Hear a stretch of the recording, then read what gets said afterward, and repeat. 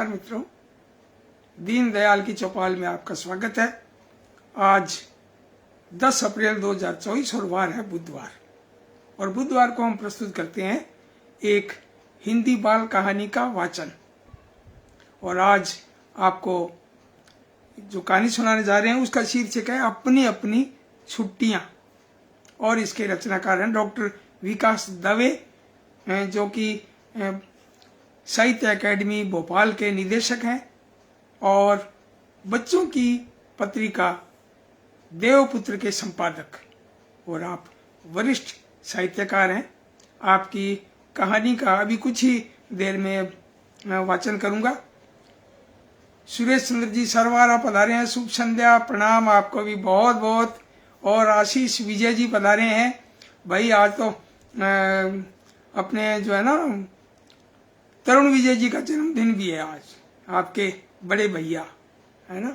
Doctor Gopal Rajagopal जी पधारे हैं उदयपुर से, और आशीष विजय जी हनुमानगढ़ से, सुरेश चंद्र सरवारा कोटा से, और डॉक्टर गोपाल राजगोपाल जी कह रहे हैं अभिनंदन। भाई आपका भी बहुत बहुत स्वागत। तो आज कहानी से पहले कुछ और बातें भी कि एक तो ये है कि आज 10 तारीख है, कल थी 9 तारीख, और 9 तारीख को चैत्र शुक्ल पक्ष की एकम थी, और कल से जो है हिंदू नव संवत्सर यानी कि नव वर्ष वो प्रारंभ हुआ, और 2081 नया साल। आप सबको बहुत बहुत शुभकामनाएं, सभी मित्रों को हिंदू नव वर्ष की बहुत बहुत बधाई। और दूसरी बात आज जो है चैत्र शुक्ल की द्वितीय पक्ष है, और खास बात यह है कि द्वितीय को सिंधी समुदाय का जो है वो नव वर्ष शुरू होता है, और चेटी चंड भी है आज। चेटी चंड यानी कि चैत्र का चांद, चैत्र का चांद। आज झूलेलाल जी की जयंती भी है, और कितनी खुशी की बात है कि ऐसे मौके पे मैं जो है ये कार्यक्रम प्रस्तुत करने जा रहा हूँ। बहुत बढ़िया लग रहा है। और विमला रस्तोगी जी पधारे हैं नई दिल्ली से। आप वरिष्ठ बाल साहित्यकार हैं, बड़ी ऊर्जावान लेखिका हैं, खूब बातें होती रहती हैं मेरी मित्रों से, सभी से बातें होती हैं। और आपका भी बहुत बहुत अभिवादन, स्वागत आपका। विमला जी का बहुत बहुत स्वागत। नई दिल्ली से पधारे हैं विमला रस्तोगी जी। और भी कुछ खास बातें और भी हैं। जैसे मैंने बताया भी आज हमारे हनुमानगढ़ नगर परिषद के ऊर्जावान पार्षद और बेबी हैप्पी कॉलेज के निदेशक तरुण विजय जी, जो हमारे बेटे दुष्यंत और बेटी रितु प्रिया और मानसी के मामा श्री, तो आज इनका भी जन्मदिन है, भी बहुत बहुत बधाई। और एक और बड़ा ऊर्जावान एक बेटा है, उसका भी आज जन्मदिन है, और उसका नाम है रुद्र प्रताप साहू। और रुद्र प्रताप जो है आपने पूर्व खाद्य आपूर्ति मंत्री डॉक्टर राम प्रताप जी हनुमानगढ़ से, अब इनका पुत्र और युवा नेता, बड़े ऊर्जावान नेता अमित साहू जी का सुपुत्र। तो आज रुद्र प्रताप का भी आज जन्मदिन है। आज रुद्र प्रताप जो है 15 वर्ष का हो गया। भाई बहुत बहुत बधाई। इस मंच के माध्यम से जो है मैं समझता हूँ कि पूरी दुनिया में पता लगे सबको, सबकी खुशी शेयर करते हैं तो अच्छा लगता है। ललित शर्मा जी डिब्रूगढ़ आसाम से पधारे हैं। भाई स्वागत आपका, बहुत बहुत स्वागत। और सूरजाराम जी बिश्नोई, कई दिनों के बाद, क्या बात है, बिल्कुल बिल्कुल प्रणाम आपको। तो सूरजाराम जी क्यों, उनकी भी फेसबुक वो बंद हो गई थी, तो बड़ी इच्छा होती थी भी हम बात करें, है ना। और बड़े एक्टिव रहते हैं अपने जो है पोती जो है परी और पुत्र देव को लेकर भी शामिल होते हैं, बड़ा अच्छा लगता है। लेकिन कई दिनों के बाद आज फिर पधारे हैं, तो सूरजाराम जी का बहुत बहुत स्वागत। और निर्मल सुहासिया जी पधारे हैं, निर्मल जी का भी बहुत बहुत स्वागत। दीनदयाल के चौपाल में आप सभी का बहुत बहुत स्वागत। और अब एक और बात बताना चाहूंगा कि आपको कई बार खुशी अपने शेयर करते हैं, तो आगे भी और शेयर करें तो खुशी दुगनी होती है जब बांटते हैं तो, और दुख बांटते हैं तब दुख आधा रह जाता है। तो खुशी मैं एक शेयर कर रहा हूँ आपसे। डॉक्टर प्रियंका शर्मा उदयपुर से, आज उनका फोन भी आया था, और उन्होंने मुझे बताया कि सर मैं आपसे खुशी शेयर कर रही हूँ। मैंने कहा हाँ बताओ। तो उन्होंने बताया भी वहाँ के मेडिकल कॉलेज उदयपुर में आपने वहाँ प्रोफेसर के पद पर जो है अभी सेवाएं देनी शुरू की हैं। भाई बहुत बहुत बधाई। ढेर सारी बधाइयाँ। और उनके जो श्रीमान जी हैं डॉक्टर अंकुर शर्मा जी, उनको भी बहुत बहुत बधाई। और बेटा अनग जो है, बेटे को भी बहुत बहुत बधाई। उनका बेटा भी लगभग 3.5 साल का हो गया है। और मैंने उनसे कहा भी था भी आप पिन कोड समेत अपना पूरा एड्रेस मुझे व्हाट्सअप करें, ताकि मैं आपको वो बच्चों वाली किताब अनग के लिए मैं भेज सकूं कि दीनदयाल शर्मा के शिशु गीत, चुनिंदा शिशु गीत, तो वो किताब मैं भेज सकूं। मुझे बहुत खुशी होती है जब बच्चे पढ़ते हैं, प्रतिक्रिया देते हैं, उसमें चित्र बने हुए, उसमें रंग भरते हैं, बच्चे बातें करते हैं, तो कितना बढ़िया लगता है। तो मैं मंच के माध्यम से एक बात और भी कहना चाहूंगा, अभी हम बच्चों से बात करें, बच्चों से बात करेंगे। और विमला रस्तोगी जी, प्रियंका जी को भी बधाई दे रही हैं।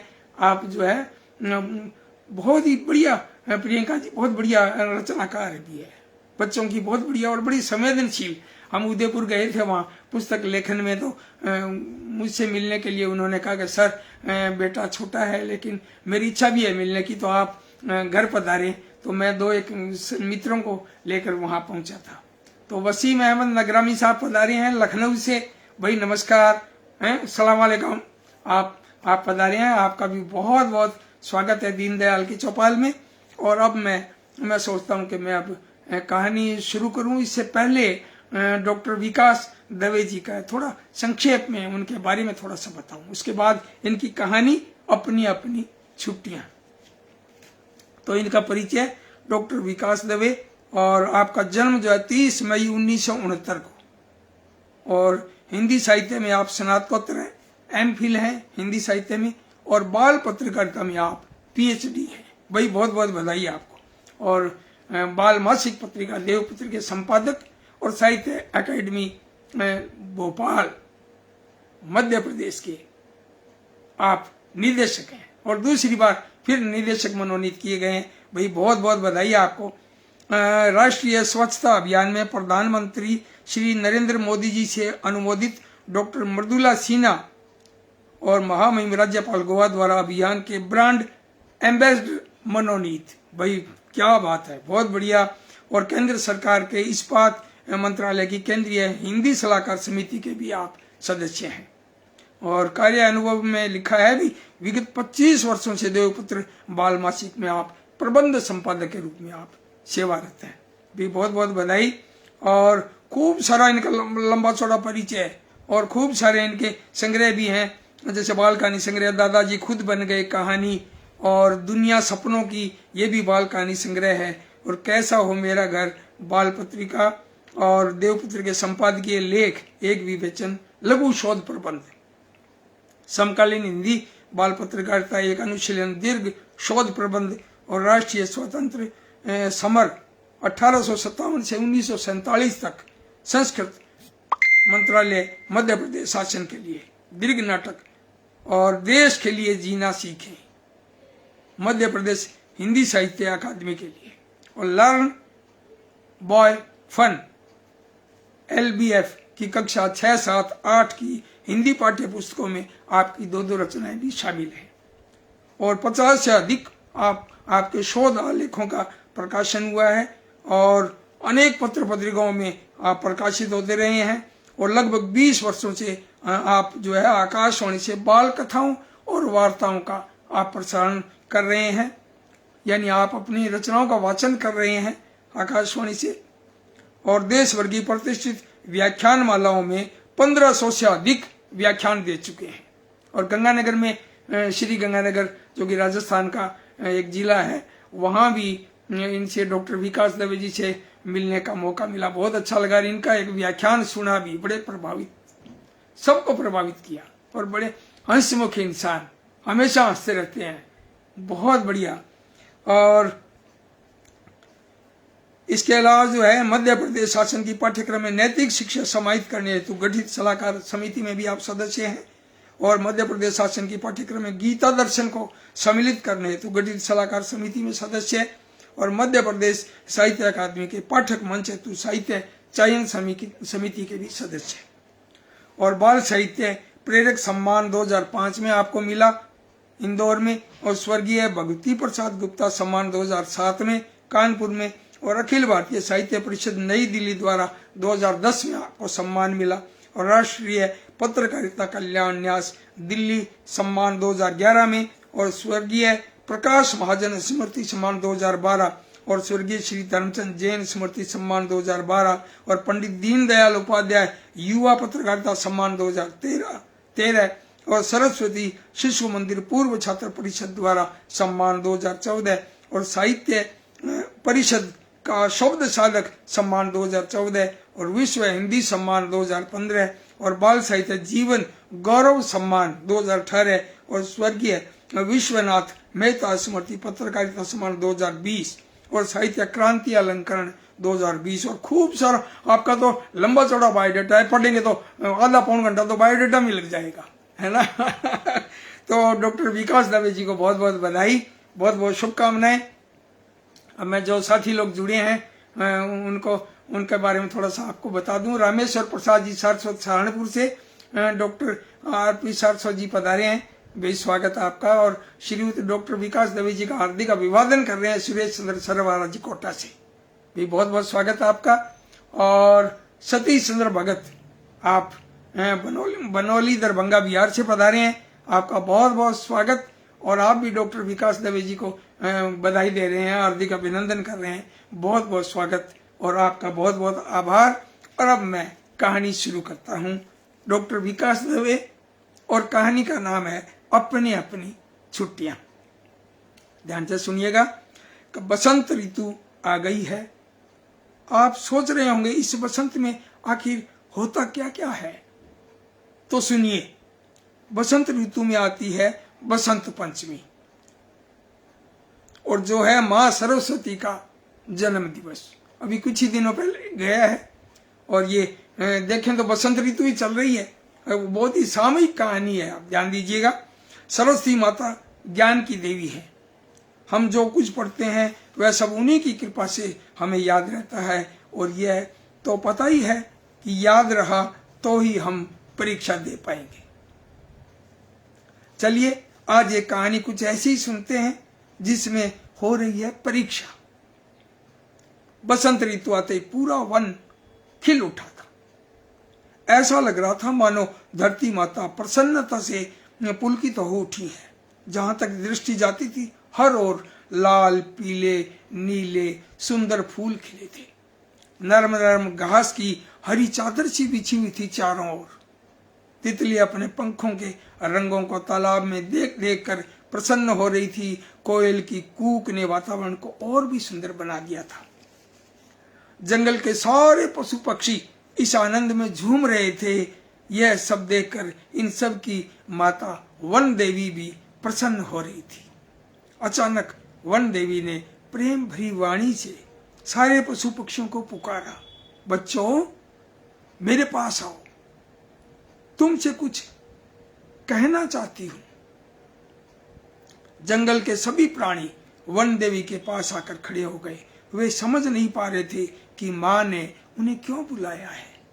चंचल हिरण ने चुप्पी तोड़ी, मां आपने हमें सबको किस कारण से बुलाया है? भालू ने अपने धीर गंभीर स्वर में कहा, तुम्हारी शैतानियों की सजा देने के लिए ही बुलाया होगा, और तो क्या कारण हो सकता है। एक जोरदार सामूहिक ठहाका लगा उस गंभीर वातावरण में। वन देवी बोली, बच्चों आज तुम सबकी परीक्षा लेने की इच्छा हो रही है। परीक्षा? एक साथ सबके मुंह खुले रह गए। वे समझ नहीं पा रहे थे कि इस हंसी ठिठोली और मस्ती के बीच ये परीक्षा कहां से आ गई। वन देवी ने कहा, मेरे बच्चों मैं ये जानना चाहती हूं कि इस सुंदर वन का सार क्या है। ऐसी कौन सी चीज है जिसे देखकर कहा जा सके कि यह है इस वन का सार तत्व, यानी सबसे अधिक महत्वपूर्ण वस्तु। अब यह अनुमान तो तुम सबको करना है कि वह सार वस्तु क्या हो सकती है। जो प्राणी वह वस्तु लाएगा और वह होगा उपवन का सबसे ज्ञानी बुद्धिमान प्राणी। बंदर ने पेड़ की डाल पर लटके लटके ही कहा, यदि यह परीक्षा बुद्धिमानी की है तब तो गोलू गधा ही इसका विजेता बनेगा। चालाक लोमड़ी जिसे अपनी बुद्धि पर कुछ ज्यादा ही घमंड था, वह कब चूकने वाली थी।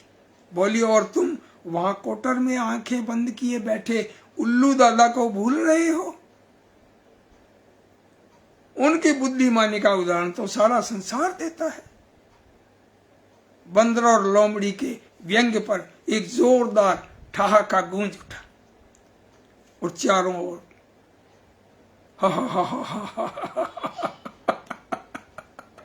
इस तरह से सब ठहाके लगा रहे थे। हाथी दादा ने लगभग डांटते हुए सबको कहा, ये दोनों तो सीधे साधे लोगों का मजाक बनाने की गलती कर रहे हैं। तुम सब भी कम गलती नहीं कर रहे हो, ही करने लगते हो। क्या तरीका है ये? याद रखो, ज्ञान और बुद्धि किसी की बपोती नहीं होती। अवसर आने पर मेरे जैसा विशाल प्राणी भी नन्ही सी चींटी के आगे घुटने टेक देता है।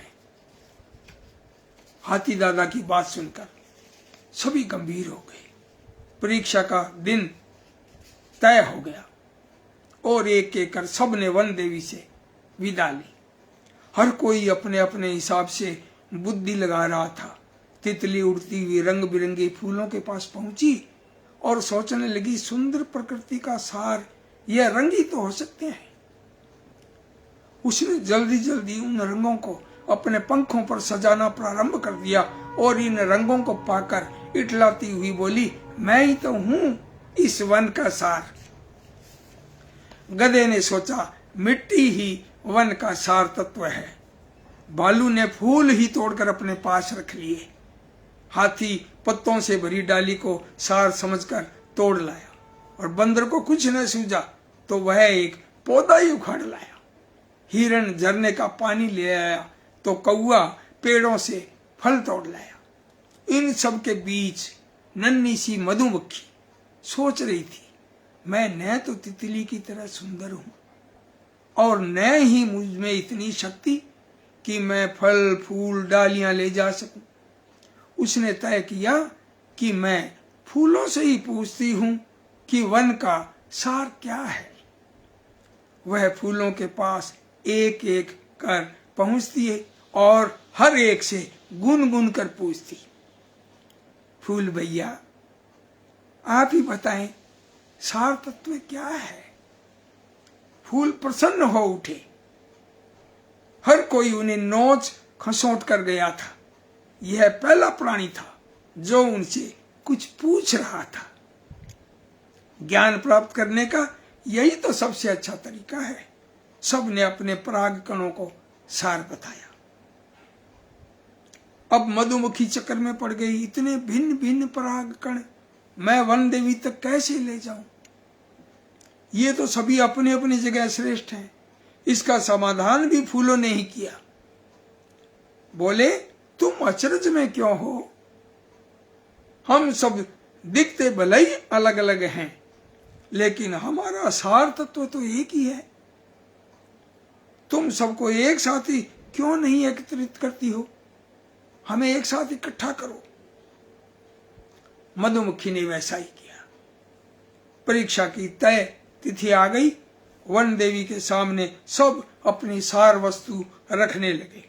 लेकिन यह क्या, तितली के रंग झड़ गए थे और गधा गंदा लग रहा था। भालू के फूल तो मुरझाकर सूख भी गए थे।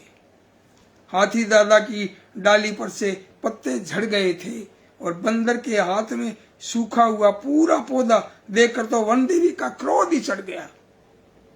हिरण का झरने का पानी एक जगह रहकर गंदला हो गया था और दुर्गंध भी देने लगा था। कौवे का फल भी सड़ने लगा था। वन देवी ने अपने छत्ते के बाहर बैठी मधुमक्खी से पूछा, तुम भी कुछ लाई हो क्या? मधुमक्खी ने छत्ते से एक पात्र में लाकर कुछ मटमैला सा पदार्थ सबके बीच रख दिया। सभी उसे देखकर मुंह दबाकर उसे बुद्धू समझ हंसी उड़ा रहे थे। लेकिन जब मधुमक्खी ने उस तत्व के एकत्र करने और निर्माण के बारे में विस्तार से बताया तो उसके परिश्रम को सुन सभी अचंभे में पड़ गए और उस तत्व को चख कर तो वन देवी सहित सब वाह वाह वाह वाह कर उठे। वन देवी ने कहा, निश्चित रूप से परिश्रम पूर्वक जुटाया गया और दूसरों की अनुमति से विनम्रता पूर्वक प्राप्त यह तत्व ही सार तत्व है।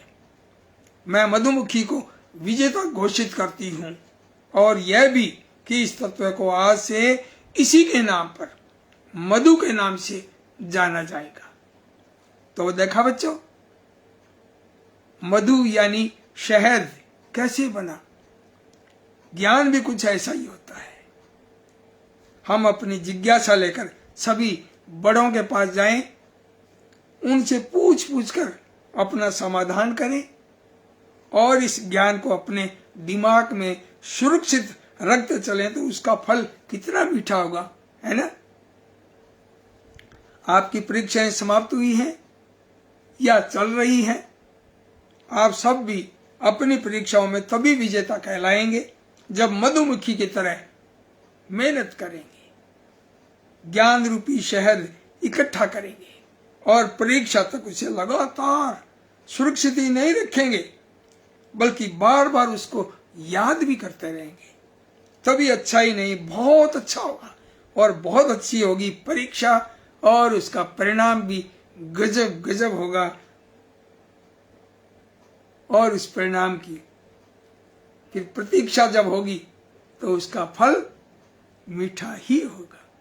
भाई बहुत बढ़िया कहानी। डॉक्टर विकास दवे जी को बहुत बहुत बधाई। इतनी सुंदर कहानी, वास्तव में सार गर्भित बात जो है वन देवी के माध्यम से इस कहानी में बताने का प्रयास किया। बहुत सुंदर। मैं इस मंच के माध्यम से डॉक्टर विकास दवे जी को बहुत बहुत बधाई देना चाहता हूं और इसके साथ जो मेरे साथी लोग जुड़े हैं, जो रचनाकार जुड़े हैं, नीता अवस्थी जी प्रणाम आपको, आप भी जुड़ी हैं और कह रही हैं बहुत सुंदर और प्रभावी प्रस्तुति। और विमला रस्तोगी जी कह रही है वाह अति सुंदर। विकास दवे जी को हार्दिक बधाई। डॉक्टर सतीश चंद्र भगत कह रहे हैं बहुत सुंदर बाल कहानी। आदरणीय दीनदयाल शर्मा जी की प्रस्तुति भी रोचक। भाई बहुत बढ़िया। और रामेश्वर प्रसाद सरसू जी कह रहे हैं बढ़िया जी, बहुत बढ़िया, क्या बात है, क्या बात है। और इसके अलावा जो है सुरेश चंद्र सरवारा जी, वसीम अहमद जी नगरामी जी और विमला रस्तोगी जी और सुरजाराम जी बिश्नोई हनुमानगढ़ से, डॉक्टर गोपाल राजगोपाल उदयपुर से, आशीष विजय जी हनुमानगढ़ से।